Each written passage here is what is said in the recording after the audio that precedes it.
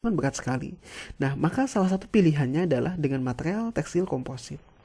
Jadi ini adalah mobil ini yang bagian dashboard ininya dia menggunakan material tekstil komposit sehingga dia ringan, kuat, pada saat yang bersamaan juga dia tidak berkarat. Maka pilihan jatuh kepada tekstil komposit dan ini berkembang sangat cepat. Kemudian ini adalah contoh, ini adalah slide presentasi yang saya dapatkan sewaktu ada tekstil conference. Ini adalah presentasi dari salah satu peneliti Profesor Dr. Stauber di BMW Group Jerman. Dia memperlihatkan ini mobil F1, ini bagian ininya, itu dia menggunakan material tekstil komposit. Ini kalau dibandingkan material yang menggunakan tekstil komposit, ini menggunakan carbon fiber, ini menggunakan glass fiber, ini sedangkan menggunakan stahl atau baja, ternyata jauh lebih menguntungkan menggunakan material tekstil komposit. Jadi aplikasi tekstil ternyata juga ada di mobil-mobil F1. Jadi mobil F1 itu bisa ringan, dia juga sangat kuat. Kemudian tekstil juga digunakan untuk membuat kereta api. Itu juga bagi adik mungkin tidak terbayangkan. Jadi ini adalah mesin tekstil di mana benang-benangnya dibuat dengan mesin ini namanya mesin rajut datar atau plate knitting, dibuat menjadi kain demikian. Kain ini selanjutnya dibentuk kain ini dibentuk di dalam satu cetakan sehingga kain-kain ini diberikan resin seperti saya jelaskan sebelumnya, kemudian dia menjadi kuat seperti ini. Nah, ini di Jerman. Ini menjadi kuat sekali bahan dak ini. Ini kemudian dipakai untuk kereta api. Adik-adik bisa bayangkan. Jadi kereta apinya bisa cepat, tapi dia juga kuat. Kemudian aplikasi tekstil yang tadi saya jelaskan itu pada umumnya menggunakan tekstil komposit. Tapi tekstil juga sekarang banyak juga dan agak lama sebenarnya dikembangkan untuk bersentuhan dengan bidang elektronika. Dengan bidang elektronik. Ini perkembangannya adalah perkembangan tekstil yang disebut dengan tekstil cerdas atau bahasa Inggrisnya smart textile. Jadi ini material tekstil yang material benangnya itu diberikan perlakuan kimia khusus sehingga benangnya ini dia bisa menghantarkan arus listrik. Atau ada kain yang diberikan material-material lain yang dia logam misalkan, tapi logamnya bukan logam yang sangat keras sekali, tapi logam yang pokoknya dia masuk ke dalam struktur benang yang nanti dia bisa mengakhiri arus listrik. Ini contohnya, ini rangkaian listrik yang digabungkan dengan pakaian, ini bisa mengakhiri arus listrik. Ini aplikasinya begini. Ini adalah satu contoh desain jaket. Yang jaket ini di sini ada tombol-tombolnya, kemudian di sini nanti dipasang HP, kemudian MP3, kemudian alat-alat elektronik lainnya. Sehingga ini contohnya kalau misalkan kita mau memainkan musik di MP3 atau kita cukup pijit di baju kita. Sangat menarik.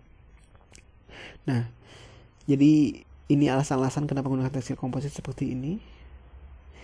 Nah, tadi yang saya jelaskan aplikasi tekstil untuk tekstil komposit yang dia menggunakan pada umumnya serat-serat buatan. Jadi menggunakan serat gelas, serat karbon, kemudian serat aramid dan segala macam. Saat ini perkembangannya lain. Jadi orang-orang ingin semua material itu kalau bisa dibuat ramah lingkungan. Sehingga orang sekarang mulai melihat ke alam, kemudian apa yang bisa dimanfaatkan dari alam ini. Nah, Indonesia sebenarnya punya kapasitas atau punya kesempatan untuk itu. Kita mempunyai banyak sekali hasil-hasil produk pertanian, perkebunan, kelapa misalkan ini kelapa yang kalau adik-adik sini bisa bayangkan buah kelapa itu di bagian kulit luarnya itu kan terdiri dari serabut-serabut. Nah, serabut-serabut itu sebetulnya kita bisa coba manfaatkan sehingga bisa digunakan untuk kebutuhan tekstil tinggi yang kekuatannya jauh lebih hebat. Dan yang kalau kita bandingkan, ini adalah beberapa sifat-sifat serat alam, flax, hemp, jute, coil, sisal, kapas, segala macam rami. Contohnya ini ada di banyak di wilayah Indonesia, sangat bisa dikembangkan dibandingkan dengan material serat gelas. Nah, serat-serat alam ini apa sudah bisa digunakan? Sudah. Adik-adik bisa lihat ini penerapan serat alam pada komposit. Ini kalau adik-adik bisa perhatikan, ini adalah serat yang dia selanjutnya dibentuk menjadi kain nonwoven di sini.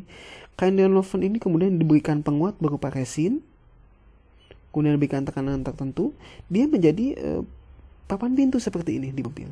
Ini digunakan di mobil BMW. Adik-adik bisa bayangkan. Jadi serat alam ternyata bisa diaplikasikan dan ini sudah terjadi.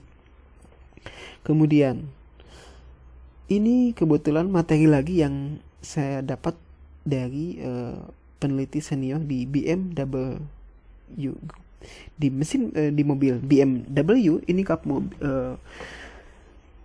papan mobil ini sudah menggunakan 50%-nya menggunakan serat alam dan 50% lainnya menggunakan serat buatan polipropilin.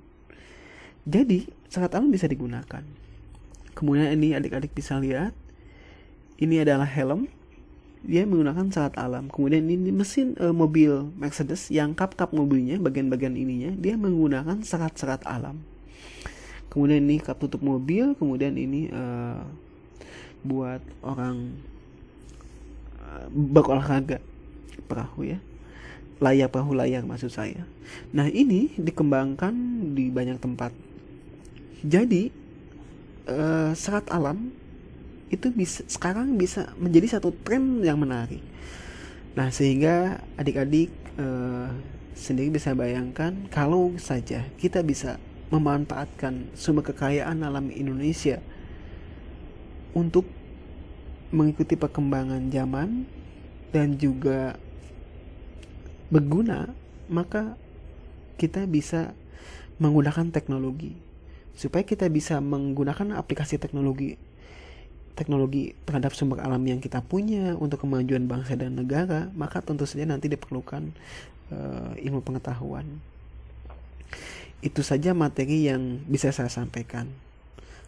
Sebagai kesimpulan, saya ingin menutup bahwa pertama, tekstil itu bisa sebagai tekstil sandang, juga bisa sebagai tekstil teknik yang diaplikasikan pada kehidupan kita sehari-hari. Kedua yang ingin saya sampaikan bahwa selama kita menuntut ilmu, sebaiknya kita pergunakan menuntut ilmu sebaik-baiknya demi kemajuan Indonesia yang kita cintai dan juga untuk memberikan manfaat yang sebesar-besarnya kepada orang lain.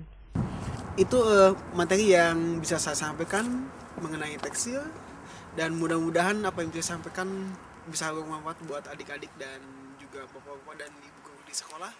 Dan apabila bapak atau ibu adik semuanya ada pertanyaan atau kita ingin diskusi, saya dengan sangat senang hati akan ikut menjawab dan ikut berdiskusi. Terima kasih. Assalamualaikum.